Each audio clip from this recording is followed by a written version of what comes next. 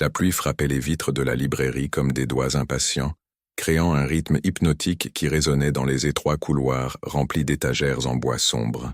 L'odeur des pages anciennes et du café fraîchement préparé enveloppait l'atmosphère comme une étreinte chaleureuse, contrastant avec le froid qui émanait des rues mouillées de Barcelone. J'ai poussé la lourde porte vitrée, et la clochette au-dessus annonça mon arrivée d'un tintement doux qui se perdit dans le bruit de la tempête à l'extérieur. Mes yeux s'adaptaient encore à la pénombre dorée lorsque je l'ai vu pour la première fois. Santiago se tenait derrière le comptoir, penché sur un livre à la couverture rouge délavée, ses lunettes de lecture glissant sur l'arête de son nez tandis que ses longs doigts suivaient les lignes du texte avec une révérence presque religieuse. La lumière ambrée d'une lampe vintage éclairait son profil anguleux, mettant en valeur la ligne ferme de sa mâchoire couverte d'une barbe soigneusement taillée. Il y avait quelque chose dans la manière dont il tenait le livre qui m'a fait m'arrêter à mi-chemin, comme si j'assistais à un moment intime entre deux amants. Il a levé les yeux lorsqu'il a remarqué ma présence et pendant une seconde, le monde sembla s'arrêter. Des yeux bleus profonds comme la mer avant l'orage, contrastant de manière presque brutale avec sa peau olivâtre et ses cheveux noirs parfaitement coiffés même en fin de journée. Il y avait une intensité dans ce regard qui m'a fait déglutir, comme s'il pouvait voir à travers toutes les couches que j'avais construites autour de moi ces derniers mois. Vous cherchez quelque chose en particulier? Sa voix portait un léger accent argentin, chaque mot prononcé avec une précision qui me donnait la chair de poule. J'aurais dû répondre quelque chose d'intelligent, quelque chose de désinvolte, comme dire que je cherchais simplement un abri contre la pluie. Au lieu de cela, je me suis retrouvé à marcher vers le comptoir comme attiré par une force invisible, mes yeux fixés sur les siens d'une manière qui aurait dû être gênante mais qui semblait trop naturelle pour être incorrecte. En fait, je fuyais la pluie, ai-je admis, ma voix sortant plus rauque que je ne l'avais prévu. Mais maintenant, j'ai laissé la phrase en suspens, incapable d'articuler comment cet endroit, cet homme, avait complètement changé mon humeur en quelques secondes. Il a fermé le livre lentement, ses doigts caressant encore la couverture en cuir comme s'il lui coûtait de se séparer du contact physique avec les mots. Il y avait quelque chose d'hypnotique dans la façon dont ses mains bougeaient, délibérées et sensuelles, comme si chaque geste était une petite œuvre d'art. Borges disait que nous sommes faits de temps et de rêves, a-t-il commenté, mettant le livre de côté mais gardant une main dessus. Peut-être êtes-vous arrivé ici pour une raison que vous ne comprenez pas encore. Le commentaire aurait pu sembler prétentieux, mais venant de lui, il avait un poids différent, comme une confession murmurée dans l'obscurité. J'ai senti mon cœur s'accélérer, une sensation que je n'avais pas ressentie depuis des mois, peut-être plus d'un an.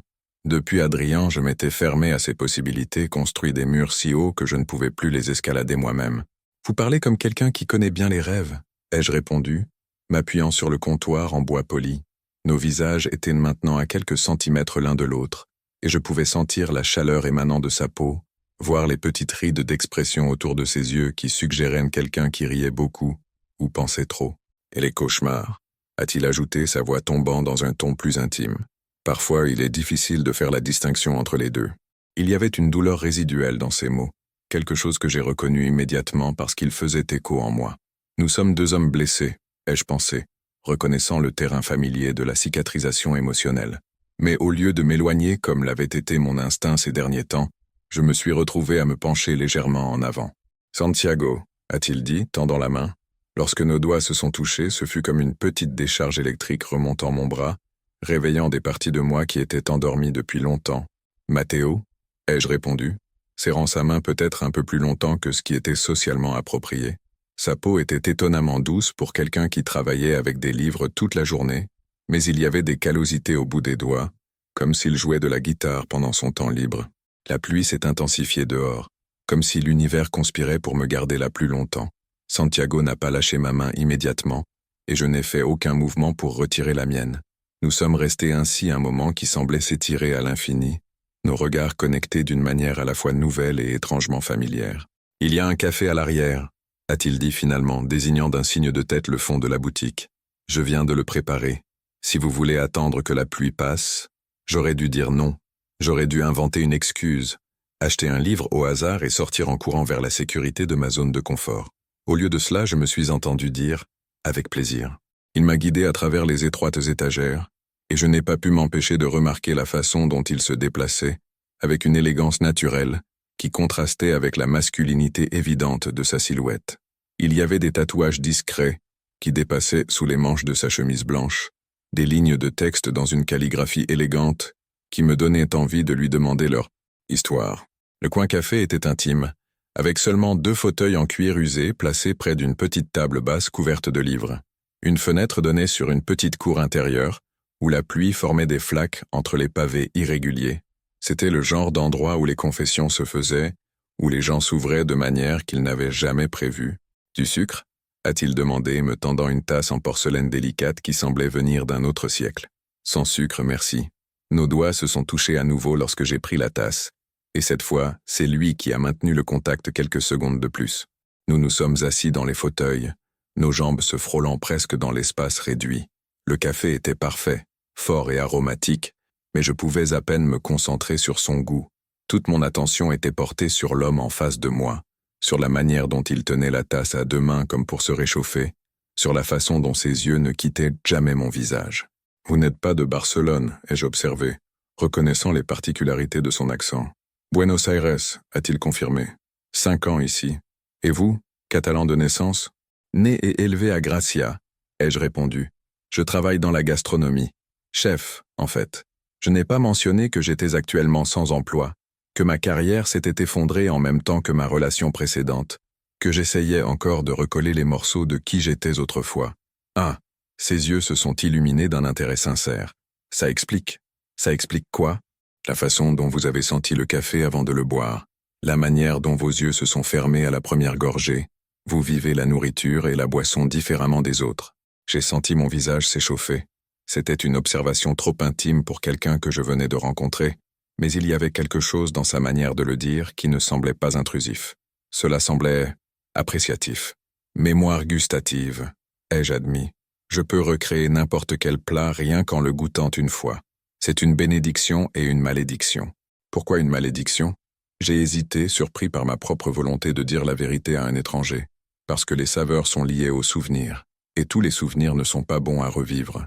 Santiago a hoché la tête avec une compréhension qui semblait venir de l'expérience personnelle. Je comprends. Pour moi, ce sont les mots. Certaines phrases, certaines pages, peuvent me ramener dans des endroits où je préférerais ne pas être. Il y avait une vulnérabilité dans cette confession qui m'a donné envie de prendre sa main, d'offrir un quelconque réconfort. Mais nous étions encore des étrangers, malgré ce que mon cœur insistait à dire. La conversation a coulé naturellement à partir de là, passant par les livres préférés, les voyages que nous n'avions jamais faits, les rêves que nous avions encore le courage d'admettre. Santiago avait une façon d'écouter qui me faisait sentir que chaque mot que je disais était important, comme s'il était réellement intéressé à comprendre qui j'étais sous les couches de protection que j'avais construites. Vous est-il déjà arrivé d'avoir le cœur complètement brisé? La question m'a échappé avant que je ne puisse y réfléchir à 2 fois, peut-être encouragé par le 2e café ou par l'intimité croissante du moment. Il est resté silencieux un long moment, ses doigts traçant le bord de la tasse d'une manière qui me donnait envie de faire de même sur sa peau. « Une fois », a-t-il dit finalement, « d'une manière qui a fondamentalement changé qui je suis. Et vous ? Récemment, ai-je admis. J'apprends encore à vivre avec les morceaux. Ça peut prendre du temps, a-t-il dit doucement. Mais les morceaux finissent par se réorganiser en quelque chose de nouveau, quelque chose de peut-être même plus fort que l'original. Il y avait une sagesse dans ces mots qui venaient clairement de l'expérience personnelle, et je me suis retrouvé à vouloir connaître son histoire, à comprendre quel genre de douleur avait façonné cet homme fascinant, assis en face de moi. La pluie a commencé à diminuer progressivement, et avec elle est venue la réalisation inévitable que ce moment, quel qu'il soit, devrait prendre fin. Mais alors que je commençais à me lever pour partir, Santiago a touché mon bras doucement. « Ah Théo », a-t-il dit, et il y avait une hésitation dans sa voix qui n'était pas là auparavant. Je ne fais pas ça habituellement. Inviter des étrangers à prendre un café, avoir des conversations comme celle-ci. Mais vous, il y a quelque chose en vous. Il n'a pas fini la phrase, mais il n'en avait pas besoin. Je ressentais la même chose. Cette connexion inexplicable qui semblait s'être formée de nulle part et qui palpitait maintenant entre nous comme quelque chose de vivant. Moi aussi, ai-je admis. Je ne m'ouvre pas comme ça normalement. Peut-être que c'est pourquoi ça a marché, a-t-il souri, et c'était la première fois que je voyais ses dents, parfaitement blanches contre sa peau olivâtre. 2 hommes prudents baissant leur garde en même temps. Si vous appréciez cette histoire, n'oubliez pas de vous abonner à la chaîne. Et laissez-moi dans les commentaires de quelle ville vous regardez. J'adore savoir d'où viennent nos auditeurs. Une fois que vous aurez fini d'écouter toute l'histoire, laissez une note de 0 à 10 dans les commentaires et dites-moi ce que vous avez le plus aimé. Le lundi est arrivé comme toujours, implacable et rempli de responsabilités pour lesquelles je n'étais pas préparé. Je me suis réveillé dans mon petit appartement à Gracia, avec le goût du café de Santiago encore dans la bouche, comme si mon palais refusait d'oublier cet après-midi à la librairie. Il y avait quelque chose de presque pathétique dans la manière dont je me suis surpris à sourire dans le miroir en me brossant les dents, comme un adolescent après son premier rendez-vous. Mais ce n'était pas un rendez-vous, me suis-je rappelé fermement. C'était une coïncidence, un moment de connexion humaine qui n'avait pas besoin de signifier plus que ce qu'il était. J'étais en pleine reconstruction, essayant de rassembler les morceaux de ma vie professionnelle et émotionnelle après l'ouragan qu'Adriane avait causé. Il n'y avait pas de place pour des complications romantiques, aussi séduisantes soient-elles. Ce furent les mensonges que je me suis racontés en me rendant au marché de la Boqueria, où j'avais décroché un emploi temporaire, en aidant dans la cuisine d'un des restaurants plus modestes. Ce n'était pas le genre de poste que j'avais l'habitude d'accepter. J'avais été chef exécutif dans certains des meilleurs restaurants de Barcelone avant que tout ne s'effondre, mais l'orgueil ne payait pas le loyer, et j'apprenais à valoriser la stabilité plutôt que le prestige. La journée s'est écoulée dans un brouillard de préparation de légumes et de nettoyage de casseroles, un travail physique qui laissait mon esprit libre de vagabonder, et invariablement, il vagabondait vers des yeux bleus profonds et le son d'une voix argentine parlant de rêves et de cauchemars. Je me suis surpris à toucher distraitement l'endroit de mon bras où Santiago m'avait effleuré, comme si je pouvais encore sentir la chaleur de sa main à travers ma peau. « Mathéo, ça va ?» a demandé Carmen, la sous-chef qui supervisait mon travail. « On dirait que tu es sur une autre planète aujourd'hui. »« Désolé » ai-je murmuré, me reconcentrant sur l'oignon que je hachais avec plus de violence que nécessaire. Nuit mal dormie. Elle m'a regardé avec cette expression maternelle que les femmes plus âgées semblent maîtriser naturellement. Carmen avait une 50aine d'années, les cheveux gris toujours relevés en un chignon pratique, et une capacité déconcertante à voir à travers n'importe quel mensonge. « Homme ou femme ?» a-t-elle demandé nonchalamment, continuant sa propre préparation. « Comment ? La raison pour laquelle tu flottes dans les nuages depuis que tu es arrivé ici. Homme ou femme ?» J'ai senti mon visage s'échauffer. Carmen connaissait mon histoire, savait pour Adriane et le désastre que ma relation précédente avait causé à ma carrière. Elle savait aussi que je préférais généralement garder ma vie personnelle complètement séparée du travail. « Ce n'est rien », ai-je tenté d'éluder. « J'ai juste rencontré quelqu'un hier.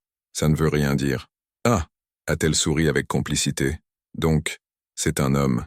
Et vu la façon dont tu souris en le niant, ça veut bien plus que rien. » J'ai arrêté de hacher l'oignon et les regarder. « Carmen, je le connais à peine. On a eu une conversation dans une librairie. Je ne vais pas en faire quelque chose que ce n'est pas. Quand as-tu eu une conversation avec un inconnu qui t'a laissé dans cet état pour la dernière fois ?» a-t-elle demandé, désignant vaguement dans ma direction. « Dans quel état ?»« Vivant », a-t-elle dit simplement. « Ces derniers mois, depuis que tu as commencé à travailler ici, tu fonctionnais en pilote automatique, compétent, poli, mais pas vraiment présent. Aujourd'hui, tu es présent. Ça vient de quelque part. » Ces mots m'ont frappé plus que je ne l'avais prévu. Je n'avais pas réalisé à quel point je m'étais déplacé dans le monde comme un fantôme, faisant les gestes de la vie sans y participer réellement. L'idée qu'une rencontre fortuite ait pu provoquer un changement aussi visible était à la fois excitante et terrifiante. « Il tient une librairie », me suis-je entendu dire avant de pouvoir m'arrêter, spécialisée dans la littérature sud-américaine. Il y a quelque chose en lui, je ne sais pas comment l'expliquer. « Tu n'as pas besoin de l'expliquer », a dit Carmen gentiment. Parfois, les connexions humaines se produisent de manière à défier la logique. La question est, que vas-tu faire à ce sujet ? Rien, ai-je répondu rapidement. Je ne suis pas prêt pour quoi que ce soit. Je me remets encore d'Adriane. J'essaie encore de découvrir qui je suis sans lui. Carmen a arrêté de travailler et s'est tournée pour me regarder pleinement. Mathéo, puis-je te donner un conseil non sollicité ? J'ai hoché la tête, sachant qu'elle le donnerait de toute façon. Tu n'as pas besoin d'être complètement guéri pour permettre à de bonnes choses d'entrer dans ta vie. En fait, parfois, les bonnes choses font partie du processus de guérison.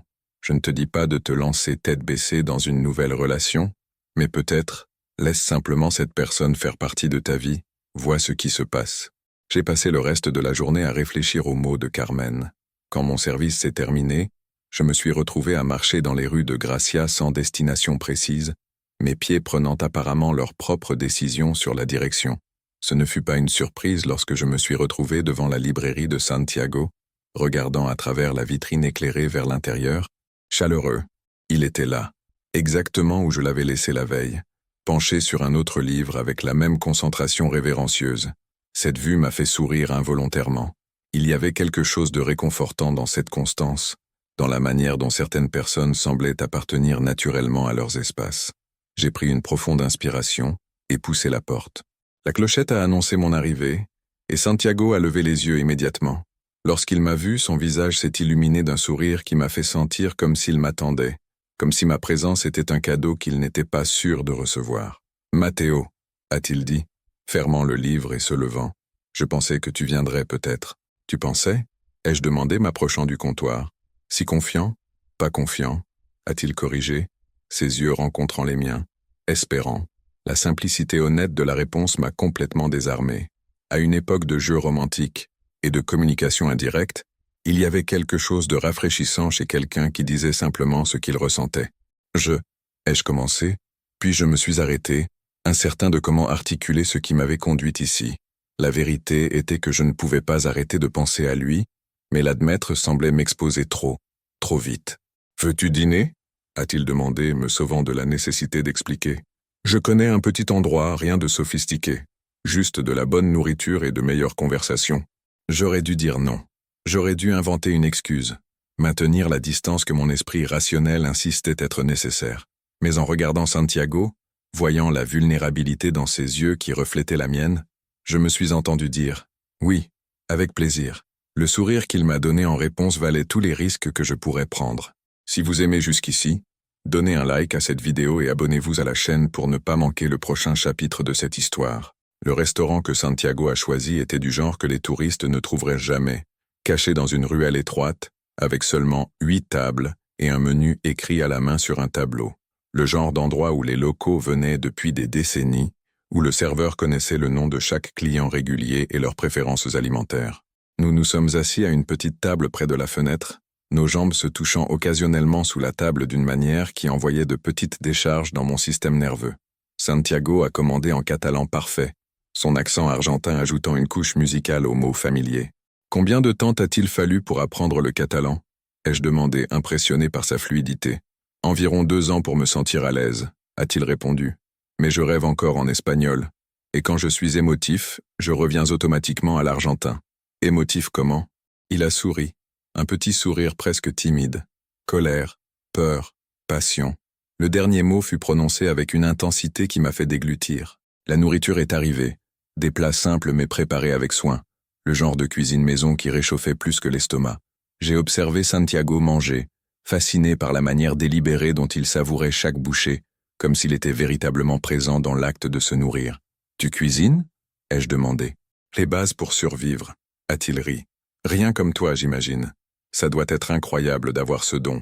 Parfois, ai-je admis, d'autres fois, c'est comme porter les émotions de tout le monde au bout de la langue. » Il a incliné la tête, curieux. « Comment est-ce » J'ai hésité, puis décidé d'être honnête. Chaque plat que je recrée porte les souvenirs de la première fois que je l'ai goûté. Le risotto que j'ai fait pour Adriane, lors de notre première nuit ensemble, a encore le goût des promesses brisées.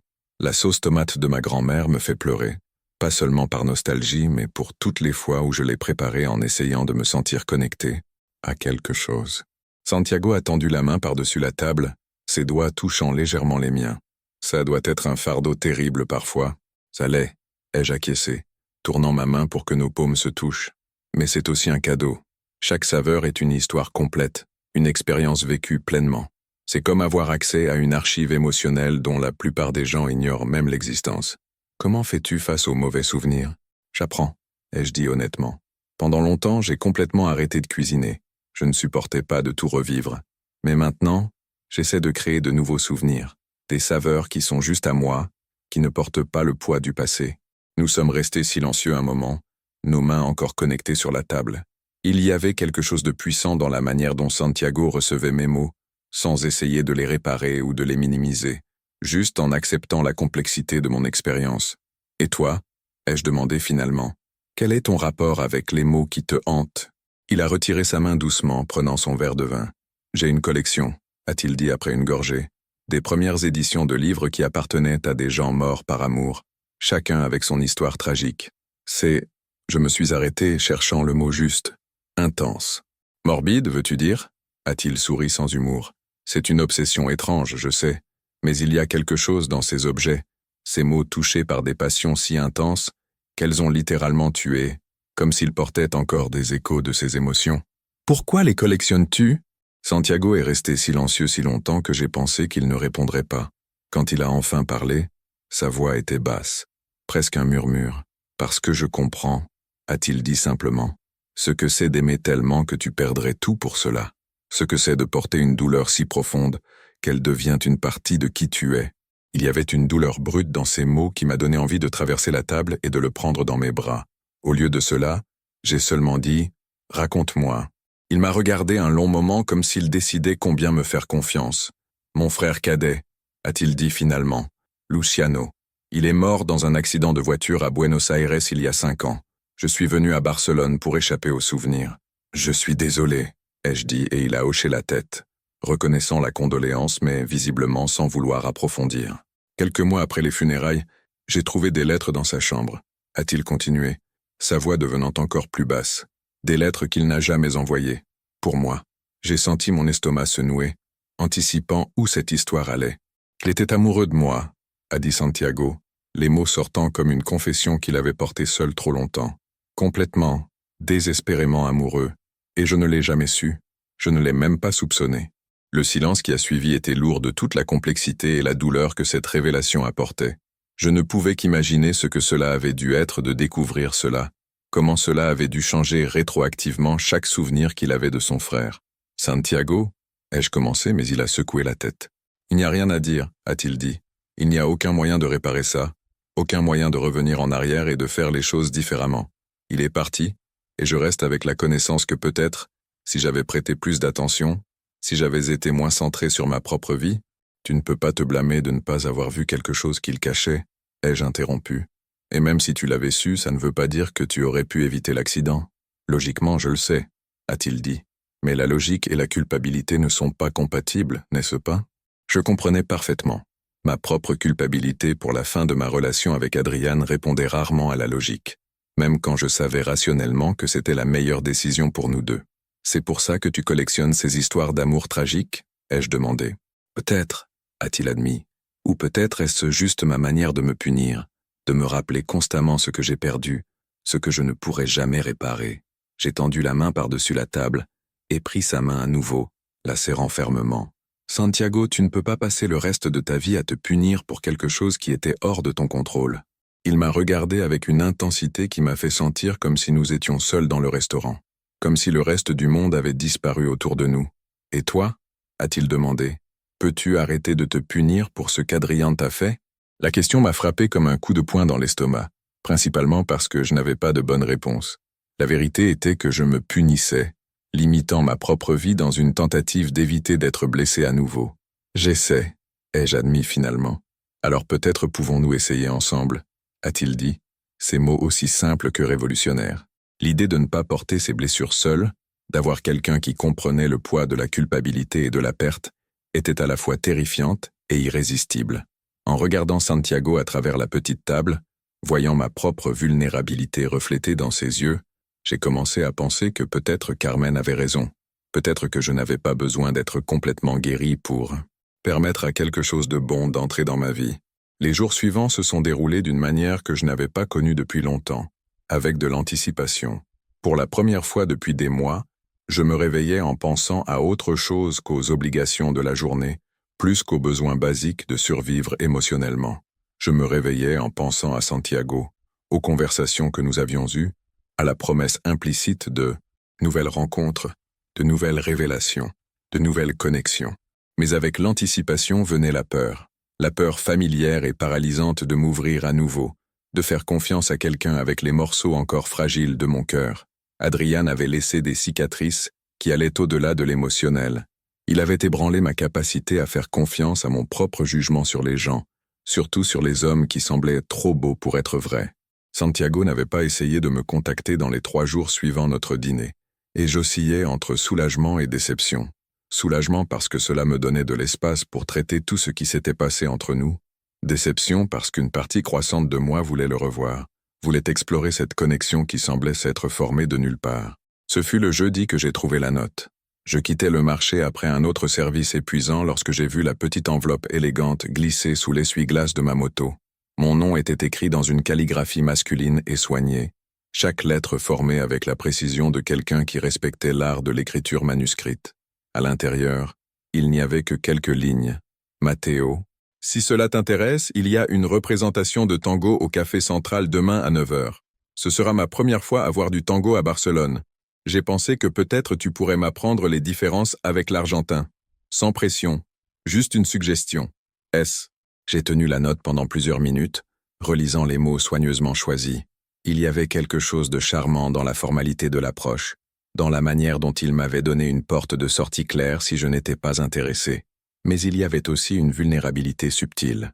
Il se mettait dans une position d'apprendre, de ne pas être l'expert, ce qui n'était, probablement, pas facile pour quelqu'un de son âge et de son intelligence évidente. J'ai rangé la note dans la poche de ma veste et passé le reste de la journée à la toucher occasionnellement, comme si c'était un talisman. Le vendredi soir, je suis arrivé au Café Central 10 minutes en retard, délibérément. Je ne voulais pas sembler trop enthousiaste, bien que je savais que c'était exactement ce que j'étais. L'endroit était bondé, l'atmosphère chargée de l'énergie électrique, qui précède toujours les performances en direct. La fumée de cigarettes et les conversations en plusieurs langues créaient un brouillard sensuel, au-dessus des petites tables regroupées autour d'un espace central, qui servirait de scène improvisée. J'ai trouvé Santiago assis à une table au fond, avec 2 verres de vin rouge déjà devant lui. Il était habillé de manière plus formelle que les fois précédentes, pantalon noir bien coupé, chemise blanche avec les manches retroussées, révélant davantage des tatouages que je n'avais qu'entraperçus auparavant. Lorsqu'il m'a vu approcher, il s'est levé pour me saluer, et pendant un moment gênant, nous avons tous deux hésité sur la manière de nous saluer. Il a résolu le dilemme en m'attirant dans une étreinte brève mais chaleureuse. Son parfum, quelque chose de boisé avec des notes de bergamote, m'enveloppant d'une manière qui a accéléré mon pouls. « Je pensais que tu ne viendrais peut-être pas », a-t-il dit alors que nous nous asseyions. J'ai pensé la même chose, ai-je admis honnêtement. Mais la curiosité a vaincu la prudence. « Curiosité pour le tango ou pour moi ?» a-t-il demandé, ses yeux trouvant les miens avec une intensité qui m'a fait me sentir exposé d'une manière non inconfortable. « Les deux », ai-je répondu, prenant le verre de vin. C'était un Malbec argentin, robuste et complexe, avec des notes de prunes et d'épices qui dansaient sur la langue. « Bon vin », ai-je commenté. « De la région où j'ai grandi », a-t-il dit. « J'ai pensé que ça pourrait te donner un goût de mon pays pendant que j'apprends à connaître le tien. » Il y avait quelque chose d'intime dans le fait de partager des saveurs de la terre natale, quelque chose qui semblait plus personnel qu'il ne devrait l'être. J'ai pris une autre gorgée, laissant le vin réveiller des souvenirs d'autres vins argentins que j'avais goûtés au fil des ans, chacun portant ses propres histoires. La musique a commencé avant que nous ne puissions plonger dans des conversations plus sérieuses. Le couple de danseurs est apparu, comme s'ils étaient faits de la musique elle-même, elle tout en rouge sang, lui en noir absolu, tous deux se déplaçant avec la précision mortelle de prédateurs en parade nuptiale. Le bandoneon a pleuré ses premières notes, et j'ai senti Santiago se tendre légèrement à côté de moi. « Douloureux ?» ai-je demandé à voix basse. « Nostalgique », a-t-il corrigé, mais il y avait une tension dans sa mâchoire, qui suggérait que les deux n'étaient pas mutuellement exclusifs. Nous avons observé en silence tandis que les danseurs racontèrent une histoire de désir et de perte à travers leurs corps entrelacés. Il y avait quelque chose d'hypnotique dans la manière dont ils se mouvaient, simultanément connectés et séparés, s'attirant l'un l'autre pour se repousser au dernier moment, comme s'ils jouaient la danse éternelle de l'intimité humaine. Lors d'une pièce particulièrement intense, j'ai senti la main de Santiago trouver la mienne sous la table. Ses doigts se sont entrelacés avec les miens d'une manière qui semblait trop naturelle pour être fortuite, et je n'ai fait aucun mouvement pour me retirer. Au lieu de cela, je me suis permis de sentir la chaleur de sa peau, la manière dont son pouce traçait de petits cercles à la base du mien, dans un rythme qui imitait la musique. « À Buenos Aires », a-t-il murmuré près de mon oreille, son souffle chaud contre ma peau. On dit que le tango est une conversation verticale sur des désirs horizontaux. Le commentaire m'a fait rire doucement, mais il a aussi envoyé une vague de chaleur à travers mon corps. Il y avait quelque chose de profondément séduisant dans la manière dont il parlait, dans la façon dont chaque mot semblait chargé de double sens. « Et que dit cette conversation » ai-je demandé, me penchant légèrement vers lui. Que certains désirs sont plus sûrs à exprimer à travers la danse qu'avec des mots, a-t-il répondu, ses lèvres frôlant presque mon oreille. Quand la musique s'est terminée et que les danseurs se sont inclinés sous les applaudissements, Santiago ne s'est pas éloigné immédiatement. Pendant quelques secondes, nous sommes restés ainsi, trop proches pour être juste amis, mais pas assez proches pour être autre chose. C'était une torture délicieuse, cette proximité chargée de possibilités inexplorées. « Veux-tu sortir d'ici » a-t-il demandé finalement. J'ai hoché la tête, ne faisant pas confiance à ma voix pour ne pas révéler à quel point cette proximité m'affectait. Dehors, la nuit était étonnamment chaude pour la fin de l'automne. Nous avons marché dans les ruelles étroites de Gracia sans destination précise, nos mains se touchant occasionnellement pendant que nous gesticulions durant la conversation. Il y avait une énergie différente entre nous maintenant, quelque chose qui avait changé pendant ces moments intimes au café. « Tu danses » a demandé Santiago alors que nous passions devant une petite place où la musique de rue résonnait encore depuis un bar à proximité. « Pas le tango » ai-je admis, mais d'autres choses. « Pourquoi » Au lieu de répondre verbalement, il s'est arrêté au milieu de la place et m'a tendu la main. « Montre-moi. »« Ici ? Maintenant ?» J'ai regardé autour de moi les quelques personnes encore présentes sur la place. « Pourquoi pas ? La musique joue, nous avons de l'espace, et... » Il s'est arrêté, un petit sourire jouant sur ses lèvres. « Je promets de ne pas juger ta technique. » Il y avait quelque chose d'irrésistible dans la spontanéité de la proposition, dans la manière dont il me regardait comme si danser avec moi était la chose la plus naturelle au monde. J'ai pris sa main et l'ai laissé m'attirer au centre de la place. Ce n'était pas du tango que nous avons dansé, c'était quelque chose de plus improvisé, un mélange de la musique venant du bar et du rythme que nous créions entre nous. Santiago était un danseur naturel, se déplaçant avec la même élégance contrôlée que j'avais observée dans tous ses gestes. Mais plus que cela, il dansait comme s'il avait une conversation intime avec moi, chaque mouvement étant une question à laquelle mon corps répondait instinctivement. Quand la musique a changé pour quelque chose de plus lent, il m'a attiré plus près, une main sur ma taille, l'autre tenant toujours la mienne. Nos visages étaient à quelques centimètres l'un de l'autre, nos regards connectés d'une manière qui m'a fait complètement oublier où nous étions. « Matteo » a-t-il dit mon nom comme une prière, sa voix rauque d'une manière qui a envoyé des ondes de désir dans tout mon corps. « Oui » ai-je réussi à répondre, pleinement conscient de la manière dont nos corps s'emboîtaient, de la façon dont sa respiration se synchronisait avec la mienne. « J'ai envie de t'embrasser » a-t-il dit simplement, honnêtement. « Mais je veux être sûr que tu le veux aussi. » La question était si directe, si respectueuse, que pendant un moment, je suis resté sans voix. Adrian n'avait jamais demandé, il prenait toujours ce qu'il voulait, supposant que son désir était suffisant pour nous deux. « Je veux » ai-je murmuré, et c'était la vérité la plus honnête que j'avais dite depuis des mois. Le baiser a commencé doucement, presque hésitant, comme si Santiago me donnait le temps de changer d'avis. Mais lorsque j'ai senti ses lèvres douces contre les miennes, lorsque j'ai goûté le vin encore persistant dans sa bouche, toute hésitation s'est évaporée. J'ai répondu au baiser avec une intensité qui m'a surpris, une de mes mains s'entremêlant dans ses cheveux, l'attirant plus près. Il a réagi à mon enthousiasme en approfondissant le baiser, sa langue trouvant la mienne d'une manière qui m'a fait gémir doucement contre sa bouche. Il y avait quelque chose de désespéré dans la manière dont nous nous embrassions, comme si nous essayions de communiquer des mois de solitude et de désir dans un seul moment de connexion. Quand nous nous sommes finalement séparés, nous respirions tous les deux difficilement. Santiago a appuyé son front contre le mien, ses yeux fermés comme s'il savourait le moment. C'était... a-t-il commencé, puis s'est arrêté, secouant la tête. Je n'ai pas de mots. Toi, toujours avec des mots, ai-je plaisanté, encore étourdi par l'intensité de ce qui venait de se passer. Pas pour ça, a-t-il dit, ouvrant les yeux et me regardant avec une intensité qui me faisait sentir comme s'il pouvait voir directement à travers moi. Pas pour ce que tu me fais ressentir. Il y avait une vulnérabilité brute dans ces mots qui résonnait avec ma propre confusion émotionnelle. Tout cela se passait trop vite, trop intensément pour quelque chose qui avait commencé à peine une semaine auparavant. Mais en même temps, cela semblait naturel d'une manière qui défiait toute logique. « Santiago » ai-je commencé, mais il a secoué la tête. « Je sais » a-t-il dit. « C'est beaucoup, très vite, mais je... » Il a hésité puis a dit avec l'honnêteté brutale que j'apprenais à attendre de lui. « Je ne peux pas prétendre que je ne ressens pas ça, que tu n'as pas changé quelque chose de fondamental en moi depuis cet après-midi à la librairie. » Ces mots résonnaient si parfaitement avec mes propres sentiments que c'en était presque douloureux, parce que je ressentais la même chose. ce changement sismique interne qui avait commencé au moment où nos regards s'étaient croisés pour la première fois. Je le ressens aussi, ai-je admis finalement, et ça me terrifie. À cause d'Adrian? En partie, ai-je dit honnêtement, mais aussi parce que je ne sais pas si je me fais confiance pour ne pas gâcher ça. J'ai l'habitude de me donner entièrement et de me perdre dans le processus. Santiago a réfléchi à cela un long moment. Et si nous ne nous donnions pas entièrement, a-t-il suggéré, et si nous laissions cela grandir naturellement, sans hâte, sans attente, au-delà de ce que nous ressentons maintenant? C'était une proposition sensée, le genre d'approche mature et équilibrée que mon esprit rationnel approuvait totalement. Mais il y avait une partie de moi, celle qui était encore étourdie par le goût de ses lèvres, qui voulait se lancer tête baissée, quelles qu'en soient les conséquences.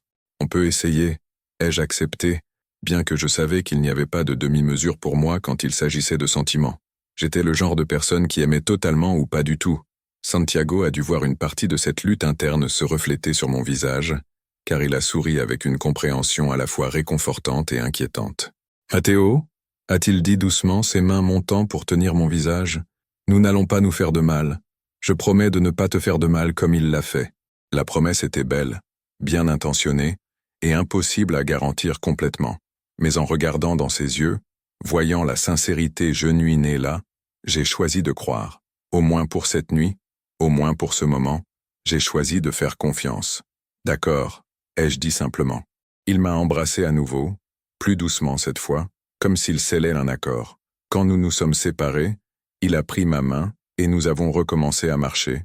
Mais maintenant il y avait une intimité différente entre nous. Nous n'étions plus deux étrangers apprenant à se connaître. Nous étions deux personnes qui avaient refranchi une ligne invisible et commençaient à explorer le territoire inconnu de l'autre côté. « Viens avec moi », a-t-il dit lorsque nous sommes arrivés devant la librairie. « Je veux te montrer quelque chose. » J'ai serré sa main un peu plus fort. « D'accord. » Il a ouvert la boutique et m'a guidé à travers les étagères familières jusqu'à un escalier étroit que je n'avais pas remarqué auparavant. Nous sommes montés dans ce qui était clairement son appartement, un petit espace mais soigneusement organisé au-dessus de la librairie, avec des plafonds hauts, des poutres en bois apparentes et des fenêtres donnant sur les toits en terre cuite de Gracia. Santiago, c'est... Je me suis arrêté, absorbant la beauté simple de l'espace.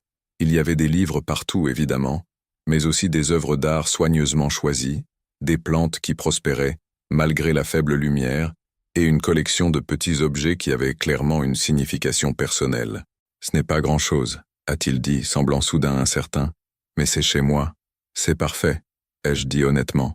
Il y avait quelque chose de profondément intime à être dans l'espace personnel de quelqu'un, à voir comment il choisissait de vivre quand il n'y avait personne d'autre à impressionner.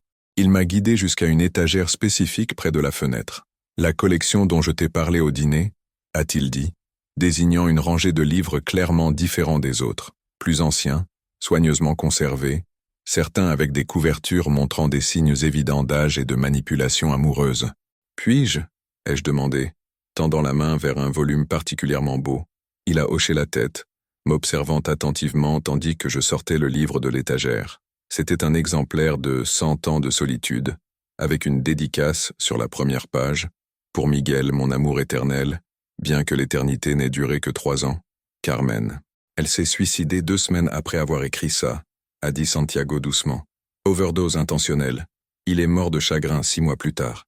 J'ai refermé le livre avec soin et l'ai remis à sa place. Comment trouves-tu ces histoires? Ce sont elles qui me trouvent, a-t-il dit. Ventes aux enchères de succession, librairie d'occasion. Parfois des gens qui connaissent ma particularité me cherchent quand ils veulent se débarrasser de souvenirs douloureux. Il y avait quelque chose de profondément triste dans cette collection, dans la manière dont Santiago s'était entouré de preuves d'amour détruit. Mais il y avait aussi une beauté mélancolique, une manière d'honorer des passions qui avaient brûlé si intensément qu'elles avaient consumé les personnes mêmes qui les portaient. « Ce n'est pas morbide ?» ai-je demandé doucement. « Ça l'est » a-t-il admis, mais c'est aussi réel. Ces gens ont aimé si complètement qu'ils ont préféré mourir plutôt que vivre sans. Il y a une pureté là-dedans que je, peut-être en vie. La confession m'a fait m'arrêter. « Santiago, ne t'inquiète pas » a-t-il dit rapidement, sentant où mes pensées allaient. « Je ne suis pas suicidaire si c'est ce que tu penses.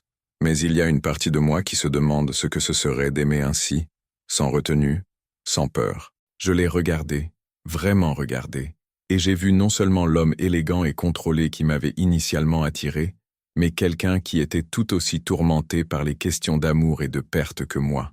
Peut-être était-ce ce qui nous avait connectés si intensément.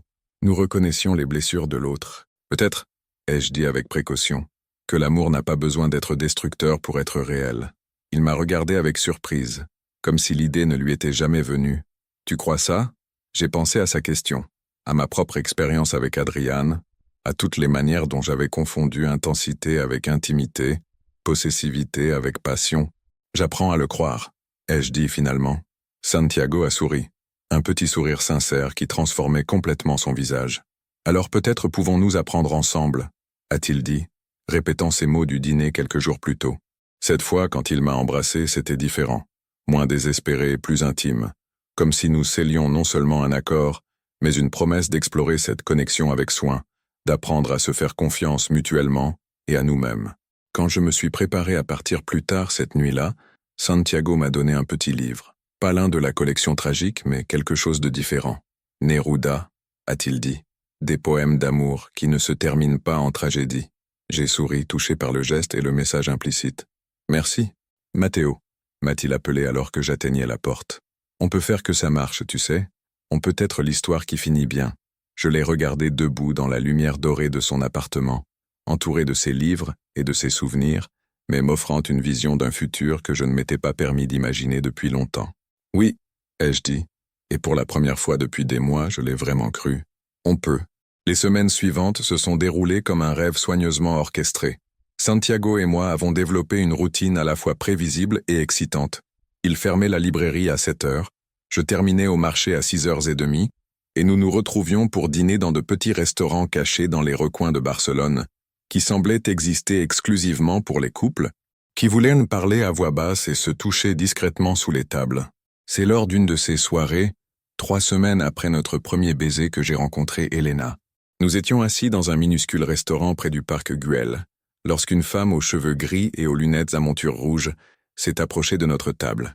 Elle était petite mais imposante, vêtue d'une élégance bohème qui suggérait une artiste ou une universitaire, et il y avait quelque chose dans la manière dont Santiago s'est tendu en la voyant qui m'a immédiatement mis en alerte. « Santiago Morales », a-t-elle dit en espagnol, sa voix chargée d'une autorité qui faisait tourner les têtes des tables voisines. Je pensais bien que c'était toi. Santiago s'est levé lentement, une expression que je n'avais jamais vue traversant son visage, quelque chose entre la surprise et ce qui aurait pu être de la peur. « Elena », a-t-il dit, sa voix soigneusement neutre, « je ne m'attendais pas à te voir à Barcelone. J'ai une exposition au Macbea », a-t-elle répondu, ses yeux passant de Santiago à moi avec l'évaluation rapide de quelqu'un habitué à cataloguer les gens. 3 mois. Et tu dois être Matteo. La manière dont elle a dit mon nom, comme si elle avait déjà entendu parler de moi, comme si mon existence n'était pas une surprise, m'a fait froncer les sourcils. Santiago m'a parlé de toi, a-t-elle continué, sans attendre de confirmation. Puis-je m'asseoir? Il y a des choses dont nous devons discuter. Santiago m'a regardé, une question silencieuse dans les yeux. J'ai hoché la tête, curieux malgré l'inconfort évident que la présence de cette femme causait. Elena s'est assise avec la grâce de quelqu'un habitué à contrôler les situations.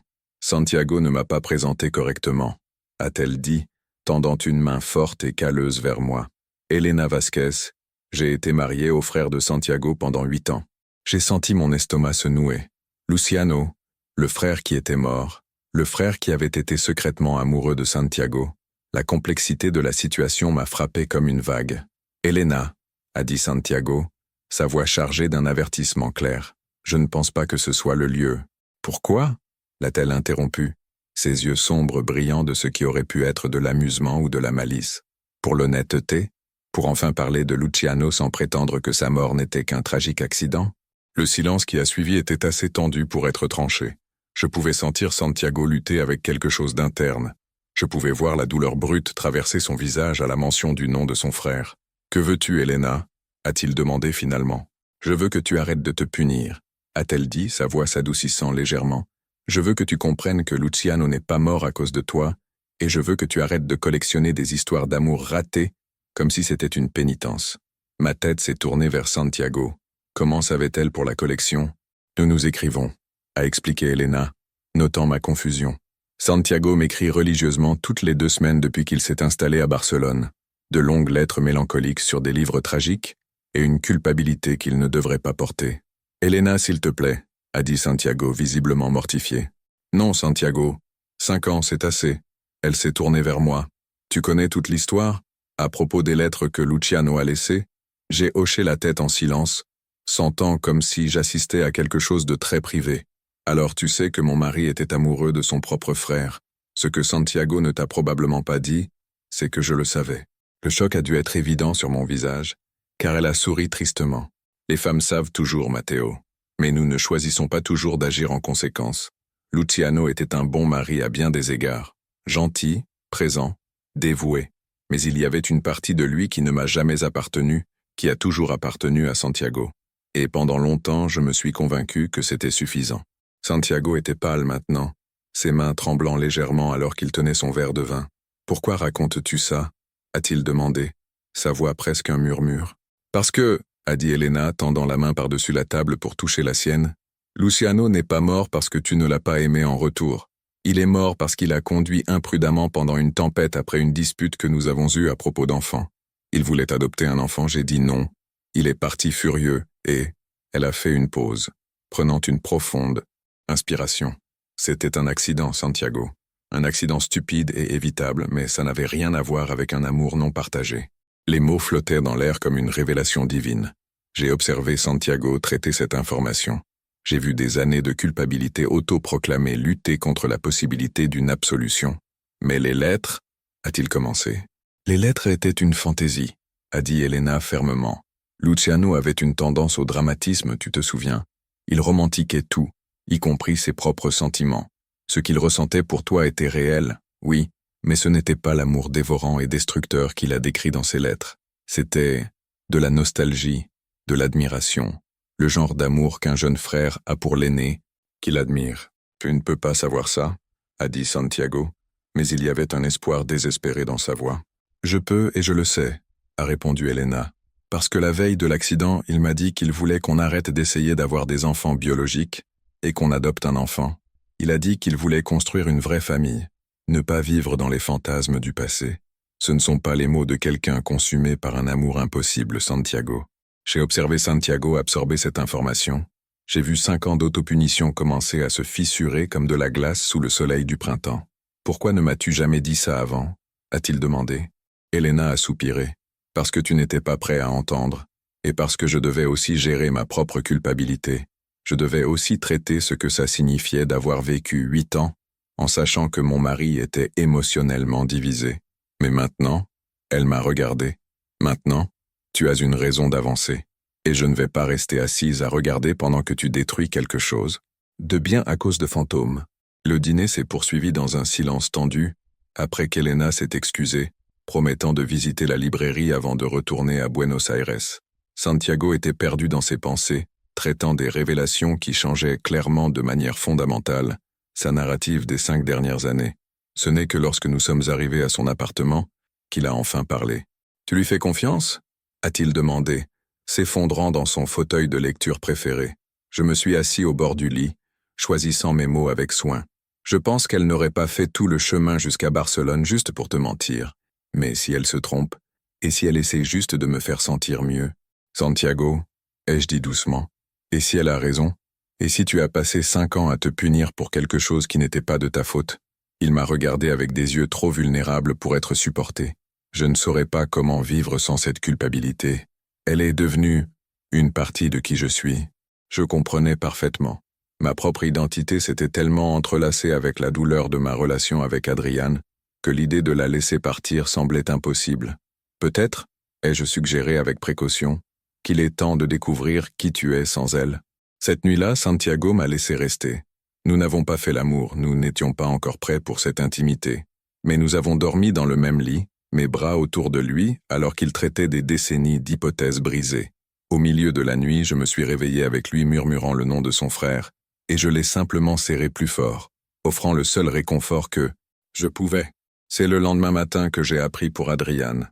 Je préparais du café dans la petite cuisine de Santiago quand mon téléphone a sonné. Carmen, du marché. « Matteo, tu dois savoir quelque chose », a-t-elle dit sans préambule. Adrian est de retour en ville. J'ai senti le monde s'arrêter. Comment le sais-tu? C'est dans les journaux culturels. Il a une grande exposition au Palau de la Virreina. Intimité exposée. Des peintures des 3 dernières années. Il y a eu une pause significative. Matteo, il y a des peintures de toi dans l'exposition. Le téléphone a presque glissé de ma main. Quoi? Des peintures qu'il a faites de toi. Des nus principalement. Des moments intimes. Ton nom n'est pas mentionné, mais quiconque vous connaît tous les deux te reconnaîtra. J'ai senti la nausée monter dans ma gorge. Pendant notre relation, Adrian me dessinait et me peignait fréquemment. J'avais supposé que c'était des études privées, des expressions artistiques de notre amour. L'idée qu'il avait transformé ces moments intimes en marchandises publiques me faisait me sentir violé d'une manière que je n'avais pas connue depuis notre rupture. Matteo, ça va? Je n'ai pas pu former une phrase complète. Santiago est apparu dans la cuisine, notant clairement mon agitation. J'ai terminé l'appel avec Carmen et me suis appuyé sur le comptoir, essayant de traiter cette information. Que s'est-il passé? A demandé Santiago, ses mains trouvant mes épaules.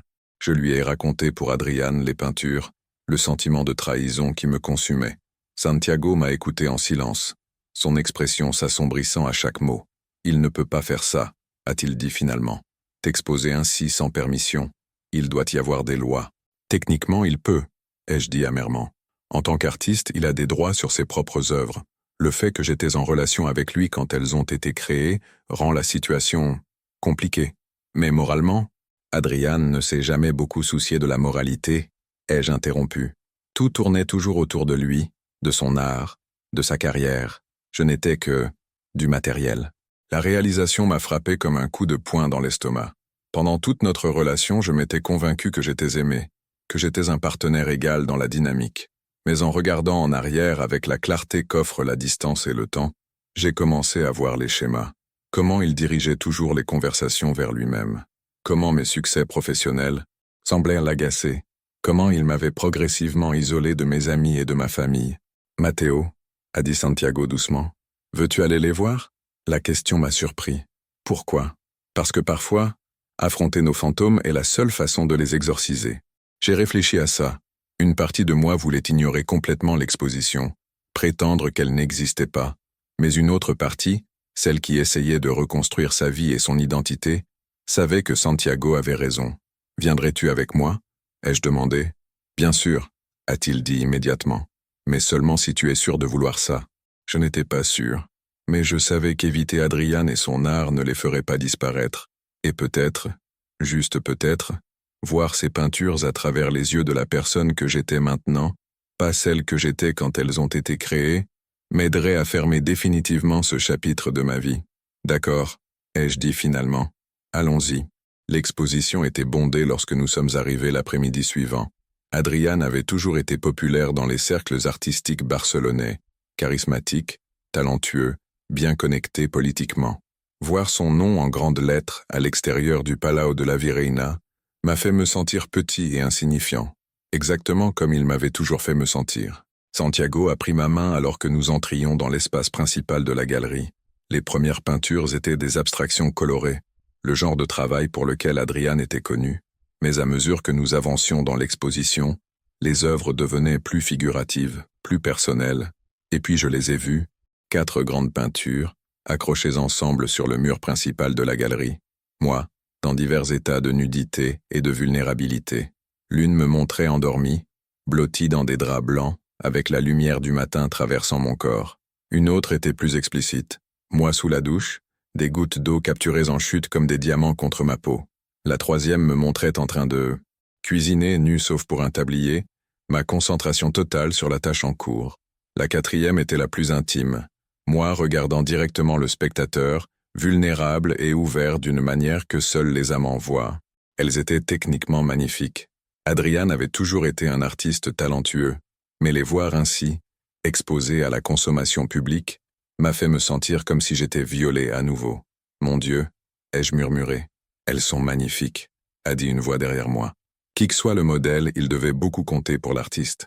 Je me suis retourné pour trouver une femme d'âge moyen étudiant les peintures, avec une appréciation artistique, clairement sans se rendre compte qu'elle parlait avec le modèle lui-même. Oui, ai-je réussi à dire. Il devait compter. Santiago a serré ma main, Un petit geste de soutien qui m'a aidé à garder mon sang-froid. C'est alors que je l'ai vu. Adrian était de l'autre côté de la galerie, entouré d'admirateurs comme toujours. Il n'avait pas beaucoup changé, toujours grand et frappant, cheveux noirs parfaitement coiffés, vêtu de cette désinvolture soignée qui suggérait des vêtements coûteux faits pour sembler sans effort. Il parlait avec animation à un groupe de personnes, gesticulant dramatiquement comme il le faisait quand il voulait être le centre de l'attention. Et puis nos regards se sont croisés. La reconnaissance a traversé son visage comme une vague. Surprise, puis plaisir, puis quelque chose qui aurait pu être de l'arrogance. Il s'est excusé du groupe et a commencé à marcher vers nous. « Matteo » a-t-il dit lorsqu'il fut assez proche, mon nom prononcé avec cette fausse intimité que j'avais confondue avec de l'affection pendant si longtemps. « Quelle surprise de te voir ici. »« Adrian » ai-je réussi à répondre, très conscient que Santiago se tendait à côté de moi. Les yeux d'Adrian se sont posés sur Santiago avec une évaluation évidente. « Et tu dois être le nouveau petit ami. » J'ai entendu dire que Matteo était passé à autre chose. Il y avait quelque chose de délibérément provocateur dans la manière dont il l'a dit, un défi implicite qui a fait que Santiago s'avançait. « Santiago » a-t-il dit simplement, sans tendre la main. « Ah, le mystérieux libraire » a souri Adrian. « Oui, j'ai aussi entendu parler de toi. Comme c'est intéressant que Matteo ait choisi quelqu'un de si différent de moi. » L'implication flottait dans l'air comme du poison. La main de Santiago a trouvé le bas de mon dos, un geste de soutien et de possession qui n'est pas passé inaperçu. « Les peintures » ai-je réussi à dire, forçant ma voix à rester ferme. « Tu n'as pas pensé à demander la permission avant de les exposer ?» Le sourire d'Adrian n'a pas vacillé. « Ce sont mes œuvres, mon cher, mon interprétation artistique de moments magnifiques que nous avons partagés. Tu ne t'opposes surely pas à partager cette beauté avec le monde, n'est-ce pas? Le mépris désinvolte pour ma vie privée, pour mon autonomie, était si caractéristique que j'ai presque ri. Presque. C'était des moments privés, a dit Santiago, sa voix chargée d'un tranchant que je n'avais pas entendu auparavant. L'était-il? Adrian a reporté toute son attention sur Santiago. L'art n'a pas de vie privée, mon ami. L'art, c'est la vérité, la vulnérabilité, l'expérience humaine mise à nu. Littéralement, dans ce cas, il a ri de sa propre blague, mais il y avait de la malice dedans. De plus, a-t-il continué, ses yeux revenant vers moi, je pense qu'au fond, Matteo aime être vu, être apprécié. C'est pourquoi il était un modèle si parfait, si inspirant. Quelque chose en moi s'est brisé. Tout l'auto-abaissement, toute la culpabilité, tout le sentiment de ne pas être assez bien que j'avais porté depuis la fin de notre relation, tout s'est cristallisé en un moment de clarté parfaite. Tu as raison, ai-je dit, surprenant tout le monde, y compris moi-même. J'aimais être vu par toi, parce que je pensais que ça signifiait que tu m'aimais. Je pensais qu'être ta muse signifiait que j'étais ton égal. Mais ça, j'ai désigné les peintures. Ça prouve que je n'étais rien d'autre que du matériel pour toi. Une matière première à utiliser, et ensuite à exposer quand ça t'arrangeait. La contenance d'Adrian a légèrement vacillé. Matteo, tu es dramatique? Vraiment? J'ai fait un pas plus près, surpris par ma propre audace. Tu m'as peint vulnérable et exposé parce que tu savais que ça attirerait l'attention. Tu as utilisé mon corps, ma confiance, mon amour, comme des outils de marketing. Et maintenant, tu es là, agissant comme si tu m'avais rendu service. Je t'ai rendu magnifique, a-t-il dit, sa voix prenant ce tranchant que je me rappelais de nos disputes. Je t'ai immortalisé. Sans moi, tu ne serais qu'un autre chef raté à Barcelone. Les mots étaient destinés à blesser, et ils l'ont fait. Mais ils ont aussi clarifié quelque chose qui était resté flou pendant des mois. Cet homme, que je pensais avoir aimé, que j'avais laissé définir ma valeur, se révélait être exactement ce que des gens comme Carmen avaient essayé de m'avertir. Peut-être, ai-je dit doucement, mais au moins, je serai moi-même. Je me suis retourné pour partir, Santiago immédiatement à mes côtés, mais Adrian n'avait pas fini. « Tu fuis encore » a-t-il crié après nous. « Ça a toujours été ton problème, Matteo. Tu n'as jamais pu supporter d'être vu pour ce que tu es vraiment. » Santiago a arrêté de marcher. Je l'ai senti se retourner avant que je ne puisse l'arrêter. « Et qu'est-ce que c'est » a demandé Santiago, sa voix dangereusement basse. « Ordinaire » a dit Adrian avec une précision cruelle. « Assez talentueux pour être intéressant, assez abîmé pour être malléable, assez beau pour être utile, mais en fin de compte ordinaire. » Le silence qui a suivi était absolu. Tous ceux à proximité ont cessé de parler, sentant le drame qui se déroulait. Santiago a regardé Adrian un long moment, puis il a souri, un sourire si froid que ça m'a fait frissonner. « Sais-tu ce que je vois quand je regarde ces peintures » a dit Santiago, sa voix résonnant clairement dans l'espace maintenant silencieux. Je vois un artiste si peu sûr de sa propre valeur qu'il a dû capturer la beauté de quelqu'un d'autre pour se sentir significatif. Je vois quelqu'un qui n'a pas pu aimer pleinement, alors il a transformé l'amour en marchandise. Et je vois quelqu'un de si vide qu'il pense que la cruauté équivaut au pouvoir. Il a fait un pas plus près d'Adrian, et j'ai vu l'homme plus grand reculer légèrement. Mateo est extraordinaire, a continué Santiago. Pas parce qu'il est beau, bien qu'il le soit, pas parce qu'il est talentueux, bien qu'il le soit, mais parce qu'il a le courage de se reconstruire après que des gens comme toi ont essayé de le démolir, parce qu'il peut aimer pleinement même après avoir été brisé, parce qu'il voit de la beauté dans les petits moments et crée de la magie avec ses mains tous les jours. Il a fait une pause, ses yeux ne quittant jamais le visage d'Adrian. Tu avais quelque chose de précieux, et tu l'as jeté parce que tu étais trop petit pour l'apprécier. Ça, ce n'est pas ordinaire, Adrian. C'est tragique. Toute la galerie était maintenant silencieuse, sentant que quelque chose de significatif se déroulait.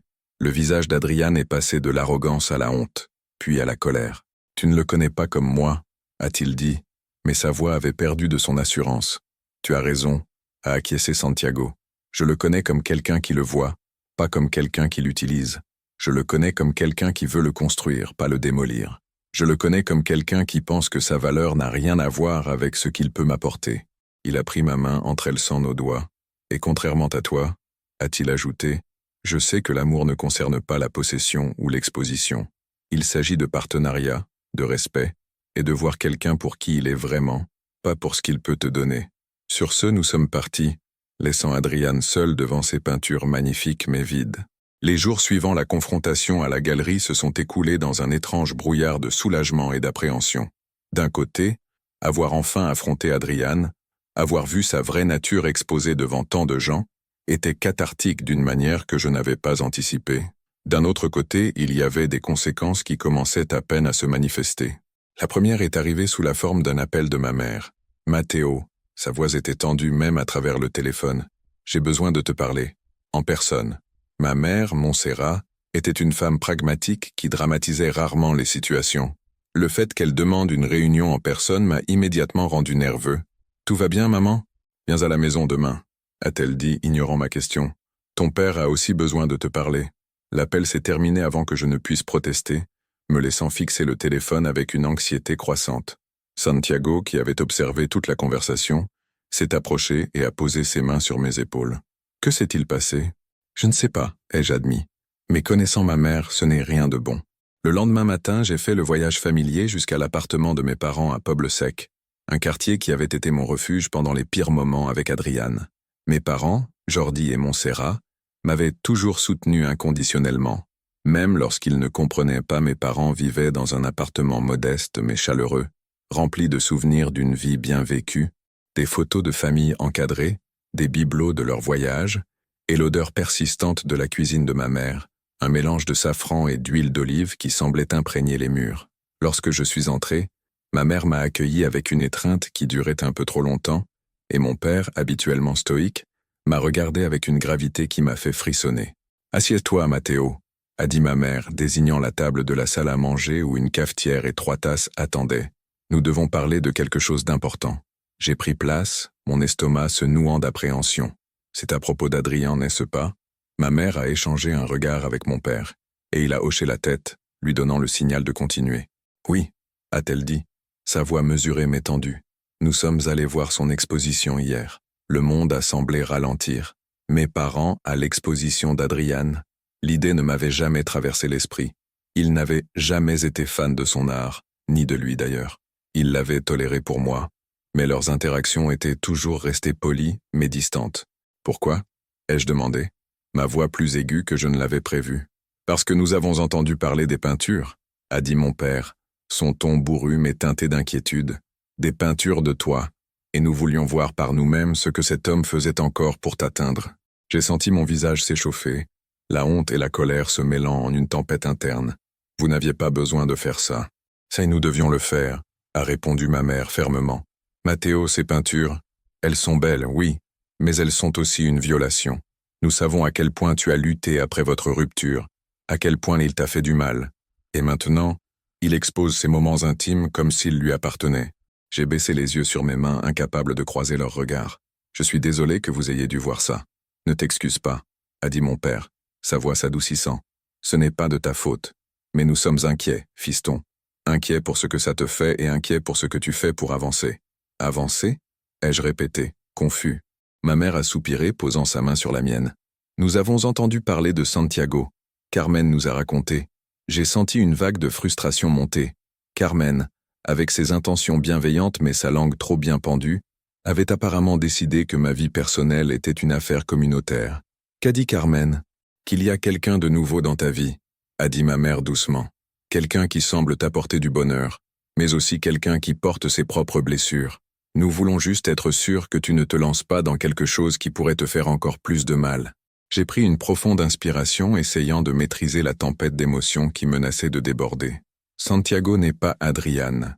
Nous le savons, a dit mon père. Mais nous savons aussi que tu as le cœur tendre, Matteo. Tu donnes tout de toi, et parfois tu ne vois pas les signaux d'alarme avant qu'il ne soit trop tard. Santiago n'est pas un signal d'alarme, ai-je insisté, ma voix plus ferme que je ne m'y attendais. Il est différent. Il voit qui je suis, pas ce que je peux être pour lui. Il m'écoute. Il respecte mes limites. J'ai hésité, cherchant les mots justes. Il me fait sentir que je peux être moi-même sans avoir à m'excuser d'exister. Mes parents se sont regardés, une conversation silencieuse passant entre eux comme ils le faisaient souvent après des décennies de mariage. Alors, invite-le à dîner, a dit ma mère finalement. Dimanche prochain, nous voulons le rencontrer. J'ai cligné des yeux, pris au dépourvu. Vous voulez rencontrer Santiago? Oui, a dit mon père, un petit sourire se dessinant sur son visage. Si cet homme est aussi important pour toi que tu le dis, alors il fait partie de la famille maintenant, et nous prenons soin des nôtres. L'idée de Santiago rencontrant mes parents était à la fois réconfortante et terrifiante. D'un côté, c'était une étape vers l'intégration de cette nouvelle relation dans ma vie, une reconnaissance que ce que nous avions était réel et méritait d'être vu. D'un autre côté, c'était une exposition d'une autre sorte, un test que je n'étais pas sûr que nous soyons prêts à passer. Mais en quittant l'appartement de mes parents, je me suis senti plus léger, comme si le poids de l'exposition d'Adriane s'était légèrement allégé. Mes parents, malgré leurs inquiétudes, me soutenaient d'une manière qu'Adriane n'avait jamais comprise ni valorisée. Et maintenant, ils ouvraient la porte à Santiago, quelqu'un qui, je commençais à le croire, pourrait être un partenaire dans le vrai sens du terme. Ce soir-là, je suis retourné à la librairie. Santiago était là, comme toujours, penché sur un livre, mais cette fois, il était dans le coin café, une tasse de thé à côté de lui au lieu de son habituel café noir. Lorsqu'il m'a vu, son visage s'est illuminé, mais il y avait une hésitation dans son sourire, comme s'il percevait la tempête émotionnelle que je portais encore. « Tout va bien ?» a-t-il demandé, posant le livre et se levant pour m'accueillir. J'ai hésité, puis j'ai décidé de ne pas retenir la vérité. Mes parents ont vu l'exposition d'Adriane. Ils sont inquiets pour moi. Santiago a grimacé, mais il n'a pas interrompu, me laissant continuer. Ils savent aussi pour toi, ai-je ajouté, et ils veulent que tu viennes dîner dimanche. Son expression s'est transformée en surprise, puis en quelque chose de plus doux. Dîner avec tes parents? C'est une grande étape, je sais, ai-je admis. Et si tu n'es pas prêt, je peux leur dire que c'est trop tôt. Il a secoué la tête, prenant mes mains dans les siennes. Non, je veux y aller. Si c'est important pour toi, c'est important pour moi. Il y avait une sincérité dans ces mots qui m'a fait fondre un peu plus pour lui. Tu es sûr? Mes parents peuvent être intenses. Surtout ma mère. Elle va probablement t'interroger sur tes intentions, comme si on était dans un drame victorien. Santiago a ri, le son réchauffant l'espace entre nous. Qu'elles fassent son pire. J'ai survécu à des interrogatoires plus rudes. Oh, vraiment? Ai-je taquiné, haussant un sourcil. Comme qui? Ma grand-mère argentine, a-t-il dit avec un sourire. Elle pouvait faire craquer n'importe qui avec un seul regard. Si je peux gérer Abuela Rosa, je peux gérer Montserrat. Nous avons ri ensemble, et pour la première fois de la journée, j'ai senti la tension dans mes épaules se relâcher. Santiago avait cette capacité. Il transformait les moments lourds en quelque chose de gérable, de supportable, même de joyeux. Le dimanche est arrivé plus vite que je ne l'avais prévu. Santiago est arrivé à l'appartement de mes parents avec une bouteille de vin rouge argentin et un petit bouquet de fleurs pour ma mère, un geste qui l'a immédiatement conquise. Il était vêtu de manière impeccable mais décontractée, une chemise bleu marine qui faisait ressortir ses yeux et un pantalon gris qui semblait taillé pour lui. Il y avait une nervosité dans ses mouvements que je n'avais pas vue auparavant, et je me suis rendu compte qu'il était tout aussi anxieux que moi à propos de cette rencontre. Le dîner a commencé de manière un peu formelle, ma mère posant des questions sur la librairie et sur ce qui l'avait amené de Buenos Aires à Barcelone. Santiago a répondu avec son charme habituel, mais il y avait une retenue dans ses réponses, comme s'il choisissait soigneusement ses mots pour éviter de révéler trop de choses sur son passé. Puis, inévitablement, la conversation a dévié vers Adriane. « Nous avons vu les peintures », a dit ma mère, son ton soigneusement neutre. « Matteo nous a dit ce qui s'est passé à la galerie. » Santiago a hoché la tête, ses yeux rencontrant brièvement les miens, avant de se concentrer sur ma mère. Ce n'était pas une situation facile, mais je pense que Matteo l'a gérée avec beaucoup de courage. Mon père, qui était resté silencieux jusqu'à présent, s'est penché en avant. « Et toi, Santiago, que fais-tu quand quelqu'un fait du mal à quelqu'un que tu aimes ?» La question était directe, presque agressive, mais Santiago n'a pas bronché. « Je le défends », a-t-il dit simplement. Pas avec des poings ou de la colère, mais en étant là, en écoutant, en m'assurant qu'ils savent, qu'ils ne sont pas seuls. Mes parents se sont regardés et j'ai vu un petit hochement de tête de la part de mon père, une approbation silencieuse. « Et Luciano ?» a demandé ma mère, sa voix plus douce maintenant. « Matteo nous a dit pour ton frère. Comment fais-tu face à ça ?» J'ai senti mon cœur s'arrêter. J'avais partagé l'histoire de Luciano avec mes parents en essayant d'expliquer pourquoi Santiago était si important pour moi, mais je n'avais pas anticipé qu'ils aborderaient le sujet aussi directement. Santiago a pris une profonde inspiration, ses doigts serrant les miens sous la table. « Luciano est une partie de moi que je porterai toujours », a-t-il dit. Mais récemment, grâce à Matteo et à d'autres révélations, j'apprends que je ne suis pas responsable de sa mort. C'est un processus, mais je m'efforce de laisser la culpabilité derrière moi et de vivre d'une manière qui honore sa mémoire, pas qui la punit. Il y avait une honnêteté brute dans sa réponse qui a semblé toucher mes parents.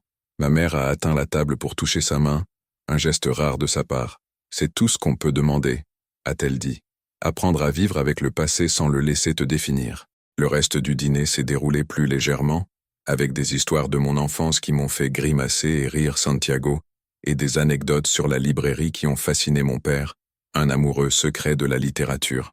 À la fin de la soirée, mes parents ont serré Santiago dans leurs bras, un geste qui m'a fait réaliser à quel point ils l'avaient accepté. En rentrant à Gracia à pied, Santiago et moi étions silencieux, nos mains entrelacées, le poids de la soirée s'installant autour de nous. « Il t'aime », ai-je dit finalement. « Il t'aime », a-t-il corrigé, me regardant avec un sourire. « Et je comprends pourquoi. Tu es leur monde, Matteo. »« Et toi ?» ai-je demandé, ma voix plus vulnérable que je ne l'avais prévu. « Qu'est-ce que je suis pour toi ?»